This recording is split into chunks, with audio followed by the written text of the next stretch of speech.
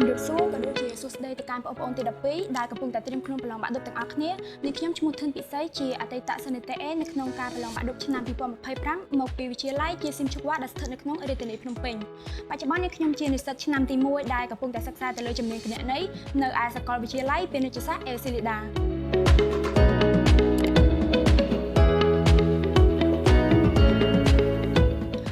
ថ្ងៃនេះផងដែរនេះខ្ញុំពិតជាមានអារម្មណ៍សប្បាយរីករាយដែលបានមកចែករំលែកនៅបទពិសោធន៍ខ្លះៗដល់បងប្អូនទាំងអស់គ្នាដែលប្រធានបទនោះគឺនិយាយតាក់ទងអំពី3ចំណុចដែលសិស្សប្រឡងបាក់ឌុបគួរតែធ្វើមុនពេលប្រឡងមួយសប្តាហ៍ដូច្នេះនេះខ្ញុំសូមលើកទឹកចិត្តឲ្យបងប្អូនទាំងអស់គ្នាចូលរួមស្ដាប់និងមើលវីដេអូនេះតាំងពីដើមរហូតដល់ចប់ដោយសារតែការត្រៀមខ្លួនឲ្យបានល្អមុនថ្ងៃប្រឡងគឺវាពិតជាមានសារៈសំខាន់ខ្លាំងមែនទែនពីព្រោះវាជួយបង្កើននៅទំនុកចិត្តឲ្យយើងបានមួយកម្រិតក៏ដូចជាធ្វើឲ្យការប្រឡងរបស់យើងនឹងគឺវាមានភាពរលូនផងដែរ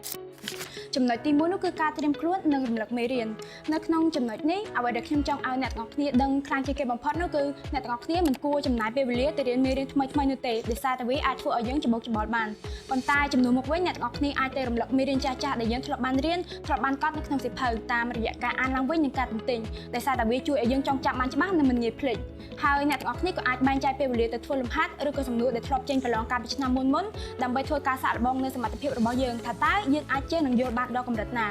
លើពីនេះអ្នកទាំងអស់គ្នាក៏ត្រូវតែចេះសង្កេតមើលទៅលើចំណុចខ្សោយរបស់ខ្លួនឯងបើសិនបើអ្នកទាំងអស់គ្នារកឃើញថាយើងនឹងមិនទាន់យល់ច្បាស់ទៅលើមេរៀនណាមួយទេអ្នកទាំងអស់គ្នាគួរតែចំណាយពេលវេលាបន្ថែមទៅលើវាដើម្បីធ្វើឲ្យការសិក្សារបស់យើងនឹងគឺកាន់តែប្រសើរជាងនេះហើយមួយវិញទៀតការរៀបចំពេលវេលាសម្រាប់រំលឹកមេរៀនក៏មានសារៈសំខាន់ណាស់ដែរគឺយើងគួរតែចេះបែងចែកពេលវេលាឲ្យសមស្របទៅតាមមុខវិជ្ជានីមួយៗដើម្បីធ្វើឲ្យការសិក្សារបស់យើងនឹងគឺវាមានតុល្យភាព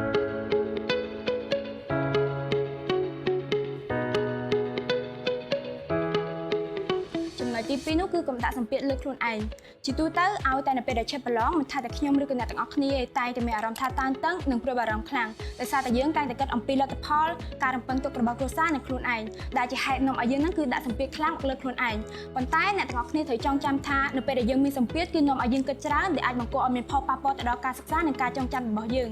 ហើយនេះគឺជាវិធីសាស្ត្រដែលអ្នកទាំងអស់គ្នាអាចយកទៅដោះស្រាយនៅបញ្ហាមួយនេះបានពលគឺគ្រាន់តែអ្នកទាំងអស់គ្នាព្យាយាមរក្សាអារម្មណ៍ឲ្យបានស្ងប់ស្ងាត់ត្រូវមានទំនុកចិត្តលើខ្លួនឯងគេញ៉ាំសម្រាប់ឲ្យបានគ្រប់គ្រាន់ទើបខួរក្បាលរបស់យើងនឹងគឺវាអាចដំណើរការបានស្រួលល្អហើយការចងចាំរបស់យើងក៏វាល្អទៅតាមនឹងផងដែរបន្ថែមពីនេះបើអាចអ្នកទាំងអស់គ្នាគួរតែគិតអំពីអ្វីដែលវិជ្ជមានហើយកុំគិតច្រើនពេកត្រូវជឿជាក់លើខ្លួនឯងតែខ្លួនឯងអាចធ្វើបានពីព្រោះវាក៏ជាកម្លាំងចិត្តមួយដែលជួយជំរុញឲ្យយើងនឹងទទួលបានជោគជ័យផងដែរចំណុចទី3នោះគឺការរៀបចំសម្ភារៈសម្រាប់ប្រឡងឲ្យបានគ្រប់មុនថ្ងៃប្រឡងអ្នកទាំងអស់គ្នាគួរតែរៀបចំសម្ភារៈនិងត្រួតពិនិត្យសម្ភារៈឲ្យបានគ្រប់ជ្រុងជ្រោយជៀសវាងនឹងការភ្លេចសម្ភារៈណាមួយដែលអាចនាំឲ្យអ្នកទាំងអស់គ្នានឹងគឺមានអារម្មណ៍ថាភ័យនៅពេលដែលទៅដល់មណ្ឌលប្រឡង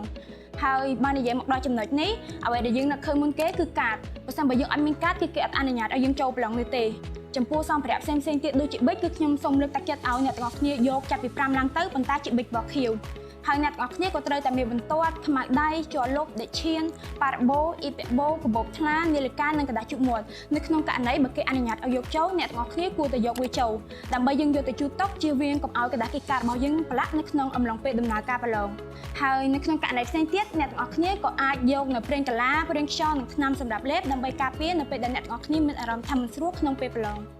ជាចុងក្រោយនេះខ្ញុំសូមជូនពរទៅដល់បងប្អូនទាំងអស់គ្នាឲ្យជួបតែសំណាងល្អនិងសម្រេចបាននូវលទ្ធផលជាទីគាប់ចិត្តសម្រាប់ការប្រឡងនាពេលខាងមុខនេះសូមអរគុណ